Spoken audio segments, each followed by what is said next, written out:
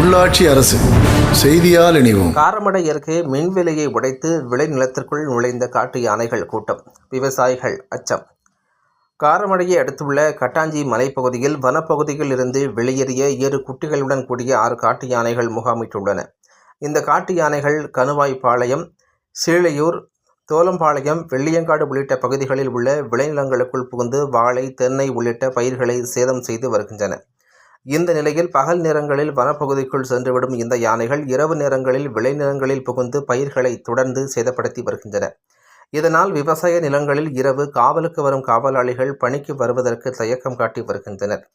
இந்த நிலையில் நேற்று முன்தினம் இரவு கட்டாஞ்சி மலைப்பகுதியில் இருந்து வெளியேறிய குட்டியுடன் கூடிய 3 காட்டு யானைகள் அங்கிருந்து தனியாருக்கு சொந்தமான விளைநிலத்திற்குள் நுழைய முற்பட்டுள்ளன.